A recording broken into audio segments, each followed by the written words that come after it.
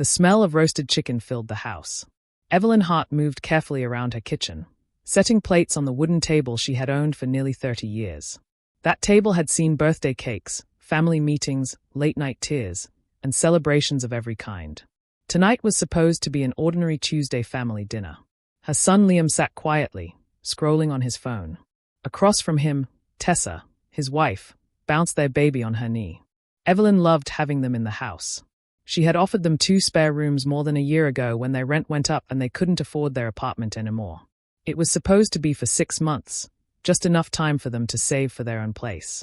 Evelyn had even written a little house agreement and taped it to the fridge. No major changes to the house without her okay, no loud arguments after 10 p.m., and everyone helps with chores. It seemed fair. But over time, things changed. Tessa started talking about our house. She rearranged furniture, boxed up some of Evelyn's photos, and once painted the hallway without asking. Evelyn didn't say much because she didn't want to cause trouble, but the feeling in her chest grew heavier every day. Tonight, she wanted to talk about plans, again. She had already hinted twice this month that it might be time to look seriously for their own place. "I made a budget plan for you too," Evelyn said gently, sliding a piece of paper across the table. "If you follow this, you could have a down payment ready in 4 months. Maybe sooner." Liam looked at the paper, then at Tessa. He didn't say anything. Tessa gave a short laugh. "Oh, Evelyn, relax. We're fine. Besides," she looked straight at Evelyn with a little smirk, "we can just sell this house if we want. It's the family home. Liam will inherit it anyway." The words hit Evelyn like cold water. For a moment, she wasn't sure she had heard correctly. "Sell this house? We can just sell it. This is not your house to sell," Evelyn said softly but firmly. Tessa shrugged. "Someday it will be. Why wait? We could sell now, buy a bigger place, and everyone wins." "Right." Liam stayed silent, staring down at his plate. Evelyn felt the room spin a little. This was no longer about saving money or helping family.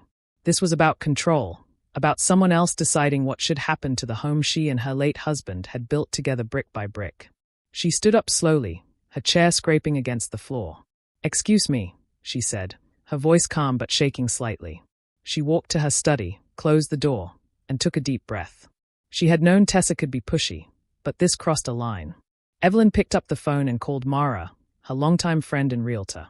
"Mara," she said, her voice steady now, "I want to list the house. Tonight. Send me the papers by email. I'll sign them." "Are you sure?" Mara asked gently. "I am very sure," Evelyn said. 10 minutes later, Evelyn walked back to the dining room with her laptop under her arm. Liam and Tessa were still sitting there. The baby had started fussing, and Tessa rocked her gently, looking irritated. Evelyn sat back down, opened the laptop, and pulled up the email from Mara. Without saying a word, she signed the listing agreement electronically, right in front of them. "What are you doing?" Tessa asked, her voice sharp. "I am listing the house," Evelyn said, closing the laptop. "If anyone is going to sell this home, it will be me, not you." For a moment, there was silence. Then Tessa's face turned red. "You can't just do that without talking to us," she shouted. "I don't need your permission to do anything with my house," Evelyn replied, her voice calm and cool now. Tessa slammed her hand on the table, startling the baby. "This is insane," she yelled. "You're ruining this family." Liam looked pale, his fork frozen halfway to his mouth. He didn't say a word. Evelyn stood up, picked up the empty plates, and began clearing the table as if nothing had happened. Tessa stormed off to the guest room, slamming the door so hard the pictures on the wall rattled. Liam stayed in the kitchen a moment longer, staring at his mother. "Mom," he started, but his voice faded. Evelyn turned to face him, her expression calm but firm. "Liam, this is my home. I opened it to you out of love. But no one, not even you, gets to decide what happens to it except me." He nodded slowly, then followed his wife down the hall. When the house was finally quiet, Evelyn stood in the living room, looking at the photos Tessa had put away in the closet. She took them out one by one and put them back on the shelves where they belonged. The house felt heavy, but Evelyn also felt something else, a strange, calm sense of power. For the first time in months, she felt in control again. And tomorrow morning, the whole world would see her house listed for sale. The next morning, Evelyn woke up earlier than usual. The house was quiet, too quiet, except for the faint sound of Tessa's phone playing music in the guest room. Evelyn poured herself a cup of coffee and sat at the kitchen table. She opened her laptop and refreshed her email. There it was. A message from Mara. The subject line read, "Listing is live." Evelyn clicked. Her house, her pride, her safe place, was now up online for everyone to see. Bright photos of the garden, the living room, and the old brick fireplace filled the screen. A for sale sign would be delivered within 2 days. She stared at the pictures for a long time, her heart heavy but also steady. This wasn't just about selling. It was about making sure no one else thought they could control her life. The kitchen door opened. Liam walked in, hair messy, still half asleep. He stopped when he saw the laptop. "Is that?" he asked. "Yes," Evelyn said without looking up. "The house is officially listed." Liam rubbed his forehead. "Mom, Tessa's furious. She says you're trying to throw us out." Evelyn closed the laptop and met his eyes. "I'm not throwing you out, Liam. But I will not let anyone speak about selling this house as if it belongs to them. It doesn't. It's mine." Before Liam could answer, Tessa stormed in. She was already dressed, her face red with anger. The baby was on her hip, crying softly. "This is madness," Tessa shouted. "You listed the house. Without asking us. Are you insane?" Evelyn kept her voice calm. "I don't need your permission to do anything with my home." Tessa slammed her hand against the table. "You're going to regret this. You're ruining everything." Liam tried to calm her, but Tessa pulled away and grabbed her phone. "I'm calling the police. You can't just throw people out on the street. We have a child." Evelyn didn't move. She kept sipping her coffee, waiting. 20 minutes later, a knock came at the door. 2 officers stood outside, a man and a woman. Their uniforms looked stiff and clean in the morning sun. The male officer said politely, "We got a call about a disturbance here." Tessa rushed forward. "She's trying to sell the house out from under us. She's unstable. She doesn't know what she's doing." The female officer looked at Evelyn. "Is this your home?" Evelyn nodded. "Yes. I have the deed in my study. Would you like to see it?" Within minutes, she returned with a folder. Inside was the deed, her name clearly printed, along with the agreement Liam and Tessa had signed when they moved in. She showed it to the officers. The female officer flipped through the papers, then handed them back. "Everything here looks in order. This is her property." Tessa's face turned bright red. "You don't understand. She can't do this." The male officer's voice was calm but firm. "This isn't a police matter. It's a family issue. You'll need to sort it out privately. No laws are being broken here." Evelyn thanked them politely. The officers gave a last nod and left. Silence fell in the house again. Tessa's chest rose and fell quickly, like she couldn't catch her breath. Liam stood frozen, caught between his wife and his mother, his eyes full of quiet shame. "You see," Evelyn said softly, "I'm not unstable. I'm protecting what's mine." Tessa glared at her. "You'll regret this. You're breaking your own family apart." She turned and stormed back into the guest room, slamming the door behind her so hard the baby wailed. Liam stayed, his shoulders slumped. He didn't say a word. Evelyn looked at him, her voice tired but steady. "Liam, I gave you both shelter because I love you. But love does not mean handing over my life. If you can't understand that, then maybe this arrangement has gone on too long." He opened his mouth, then closed it again. Finally, he whispered, "I'm sorry," and followed Tessa down the hall. Evelyn sat back at the table. The morning sun lit up the kitchen walls. She felt both exhausted and strangely calm. The house was listed. There was no turning back now. Her phone buzzed. It was Mara. "Evelyn," Mara said when she answered, "you'll want to sit down for this." Something came up in the title search. Evelyn's stomach tightened. Her hand gripped the phone a little harder. "What is it?" she asked. Mara's voice was low and serious. "It looks like someone recently applied for a loan against your house. The name on the application is Liam Hart." Evelyn froze, her heart pounding in her chest. Her own son. She didn't say a word. She just stared out the kitchen window at the garden she had planted with her late husband, trying to breathe, trying to understand. Everything she thought she knew about her son and his wife suddenly felt like it was crumbling. And she knew this fight was only just beginning. Evelyn did not move for a long moment after the call. The garden outside looked calm, full of green leaves and quiet soil. Inside her chest, a storm started. She took a breath, stood up, and called Mara back. Can you send me the report? Evelyn asked. I already did, Mara said. It's an application, not funded yet. The bank flagged a durable power of attorney as the basis. The applicant name is Liam Hart. There's also an authorized user listed, Tessa Hart. Evelyn thanked her and opened her email. The document was clear. It listed the bank name, the date, the amount, and the attached power of attorney, her own signature from months ago, when she had knee surgery and wanted Liam to help with bills if anything went wrong. She had trusted him. She had never imagined this. She printed the pages and felt the warm paper slide into her hand.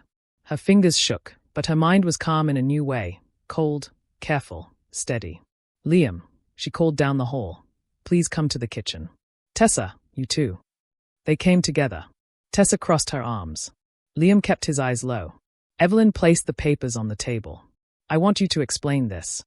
Liam glanced, then squeezed his eyes shut. Tessa leaned forward, read, and let out a long breath through her nose. It's not a big deal, she said. It's a home equity line. People do this all the time. We were going to use it to pay off debt and get a down payment. It helps everyone, actually. Evelyn's voice was soft. You used my power of attorney. Without telling me. We meant to tell you, Liam said quickly. We were going to, Mom. I didn't want to stress you before we knew if it would even be approved. So you decided for me, Evelyn said. You decided what risk I should take with the only home I have. Tessa's jaw tightened. It's family equity. You're not on the street. No one is stealing. We would make the payments. Evelyn looked at her son. Liam. He nodded weakly. I thought it would fix everything. The bills, the baby things, first and last month's rent. I thought we could do it fast and you wouldn't even notice. I'm sorry. Evelyn picked up the printed power of attorney. I signed this when I was going into surgery. It was for emergencies. It was for paying my bills if I couldn't. It was not a license to borrow against my roof. Liam swallowed. I know. Did you plan to tell me? She asked. Yes, he said. When? He stared at the tile floor. Once it funded. The quiet in the room was heavy. The baby made a small sound from the guest room, like a hiccup, then went quiet again. Evelyn folded the papers carefully. This is what will happen now. I am calling my bank and putting a freeze on any loan tied to this house. I am calling an attorney to revoke this power of attorney. And I am calling the credit bureau to put a fraud alert on my file until everything is cleaned up. Tessa snapped. You're overreacting. Evelyn turned to her. No. I am correcting a mistake I made when I trusted you to respect my limits. Tessa scoffed and shook her head, but she did not speak again. Evelyn set her phone on speaker and called the bank listed on the report. She gave her details, answered security questions, and stated clearly that she did not authorize the loan and that her power of attorney was being revoked. The bank representative spoke in a careful, trained voice and promised to pause the application and note the account. When the call ended, Evelyn called an elder law attorney a neighbor had recommended years ago. The receptionist recognized the urgency and set a same-day appointment by video. Evelyn wrote the time on a sticky note and pressed it to the laptop. Then she turned back to her son. I want you to bring me every document you used. Emails. Screenshots. Anything you signed. Liam nodded and left the room without argument. Tessa did not move. You can glare at me, Evelyn said. But these are the consequences of trying to use someone else's home as a wallet. Tessa's voice was a whisper now. We were drowning. Evelyn's reply was not cruel, only honest. So was I, when your words cut me at dinner. An hour later, they sat together again. Liam had printed emails and pulled up text messages where a loan officer had explained timelines. The officer had asked for proof of the power of attorney. Liam had sent a copy from Evelyn's file cabinet. He had even written, she's fine with it, to speed things up. Did I ever say that? Evelyn asked. No, Liam whispered. I was afraid you would say no. Evelyn looked at the clock. 5 minutes to the video call. She opened her laptop and clicked the link. The attorney, a calm woman with silver hair and bright eyes, joined the screen. Evelyn explained the situation in simple words, no drama, only facts. The attorney asked methodical questions, dates, amounts, documents signed, the family arrangement. She explained the steps, revoke the power of attorney in writing, notify the bank and any parties who relied on it, file notice with the county if needed, and consider placing the house into a trust with clear rules so this could never happen again. We can draft everything today, the attorney said. But I need one answer from you. Do you want them to remain living with you while we resolve this? Evelyn looked at her son and at Tessa. Their faces were small on the screen of her laptop, reflected back in the shiny surface. She thought of the house agreement on the fridge. She thought of her late husband's hands laying the first stones of the garden path. She thought of respect, and how it breaks quietly before it shatters loud. I want them to stay safe, Evelyn said. I also want them out of my house. Then give written notice under your agreement, the attorney said. 30 days. Keep it clean. No fighting. Document every step. After the call, Evelyn typed the notice. Her hands were steady now. She printed and signed 2 copies. She handed one to Liam and laid the other on the counter for Tessa. Tessa didn't touch it. You're choosing a house over your family, she said. Evelyn shook her head. I am choosing honesty and safety so we can still be a family later. Liam's eyes filled. Mom, I'm sorry. I was stupid. You were scared, Evelyn said. Fear doesn't excuse harm. But it explains it. She walked to the hallway closet and brought out a small box. Inside were the framed photos Tessa had packed away, the wedding picture, the vacation by the lake, the one where Evelyn held the baby for the first time. She set them back on the shelves, one by one, as if she were putting her own heartbeat back where it belonged. Before evening, Evelyn sent emails, to the bank, to the loan officer, to the title company, to Mara. She asked Mara to pause showings for 48 hours while the legal changes were made. Mara agreed and promised to relaunch the listing, stronger, with a note about seller rent back to give Evelyn options. That night, the house was quiet again, but it was a different quiet. Not fearful. Not weak. It was the quiet of clear choices settling into place. In the guest room, Tessa cried softly. Liam tried to comfort her. In her own room, Evelyn sat on the edge of the bed and held the printed notice. It felt both heavy and right. Morning came with a clear sky and a list of tasks. Evelyn brewed tea, opened her laptop, and clicked into the video call. The elder law attorney was ready. Papers waited in Evelyn's inbox. The revocation of power of attorney, the notice to the bank, and the documents to place the house into an irrevocable trust with a lifetime right for Evelyn to live there. She read every line. Simple words. No tricks. The trust said no one could borrow against the house. It said the house would stay safe while Evelyn lived, and when she was gone, whatever value remained would go to a small scholarship fund in her husband's name for students at the local school. Evelyn's hand shook a little as she signed. Not from fear, just from the weight of a promise. She printed the final pages. The quiet in the room felt firm, like the click of a lock. Mara called right after. Do you want to keep the listing live? Evelyn looked around her living room. The old fireplace, the scuffed floorboard that always squeaked, the wall where height marks showed Liam growing taller each year. She remembered the dinner, the words that had cut, the papers that had saved her. Pause it, Evelyn said. Not cancelled. Just paused. Understood, Mara said. Call me when you're ready. Evelyn set the phone down and wrote 2 more emails, one to the bank confirming the loan was frozen, and one to the loan officer stating clearly, I did not authorize any loan. Do not proceed. She attached the revocation and the attorney's letter. Then she took a breath and walked to the hallway. Liam and Tessa sat on the edge of the guest bed. Suitcases were open. A box of baby clothes sat on the floor. Tessa's eyes were swollen. Liam held a folder. I signed what I needed to sign, Evelyn said. The loan is stopped. The power of attorney is revoked. The house is in a trust. It can't be borrowed against. Not by anyone. Liam nodded. I withdrew the application. I emailed them too. Good, Evelyn said. Tessa swallowed hard, then spoke in a small voice. We found an apartment. It's not nice, but it's close to Liam's work. We can move in 3 weeks. Evelyn handed them a printed page. Here are the terms for the next 30 days. No more shouting. Help with utilities. And one more thing. I will cover your first month's rent if you both do financial counseling and sign a plan to repay my legal costs. I made an appointment for you already. It's on the paper. Tessa stared at the offer like she did not understand it. Why would you still help us? Because I love my son. Because you are family. Because help with rules is still help, Evelyn said. No one spoke for a moment. Then Liam wiped his eyes and said, Thank you, Mom. They packed in quiet days after that. The house felt different, not angry, just careful. Evelyn watched them label boxes. She watched Tessa fold tiny shirts.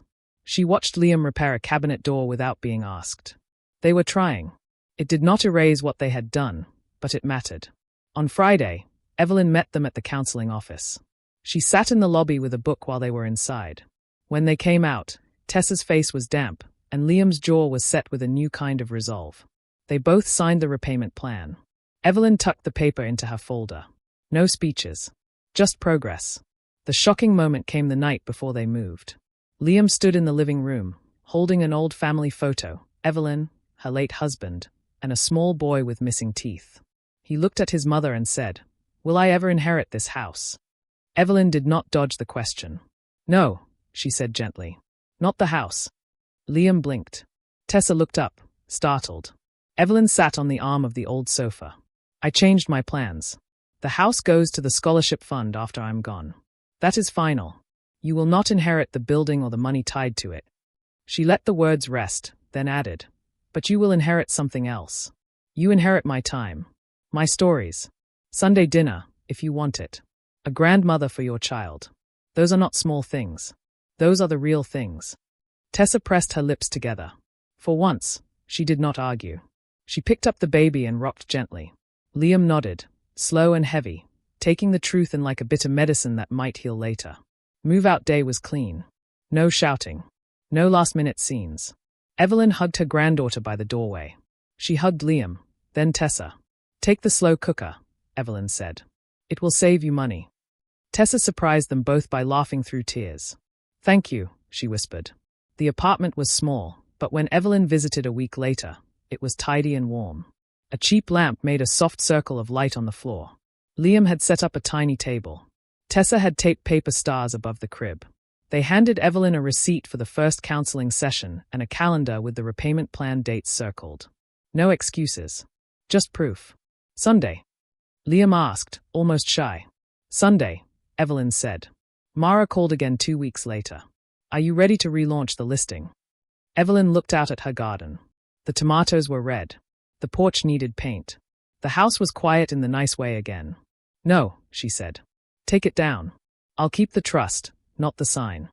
"So you're staying," Mara said, smiling in her voice. "I'm staying," Evelyn answered. Summer turned to fall. On Sundays, Liam and Tessa came by with the baby. They brought groceries. They helped fix the squeaky board. Tessa asked permission before moving anything, and Evelyn said yes or no without fear. When the baby napped, Evelyn told stories about the man who had built the garden path stone by stone and how they used to dance in the kitchen to the radio. One afternoon, a thick envelope arrived. Inside was the trust confirmation from the county and a letter from the scholarship committee at the school. They were excited. They had ideas. They asked if the fund could give one small award each year to a student who wanted to be a teacher. Evelyn pressed the letter to her heart and cried for the first time since all of this began. That evening, she set 3 plates on the table and 1 tiny bowl. Liam poured water. Tessa placed bread on a plate and, without being asked, reached for the framed wedding photo that had been back on the shelf for weeks now. She straightened it carefully and smiled at Evelyn as if to ask, "Is this okay?" Evelyn nodded. They ate quietly for a while. Then Liam said, "I don't deserve any of this." Evelyn touched his hand. "You deserve the chance to do better. You're taking it." Outside, the porch light made a warm circle on the steps. Inside, the house felt safe, not because paper said so, but because people inside it were learning to be safe with each other again. The door that needed to close had closed. The door that mattered stayed open. And the house, Evelyn's house, stood exactly where it belonged.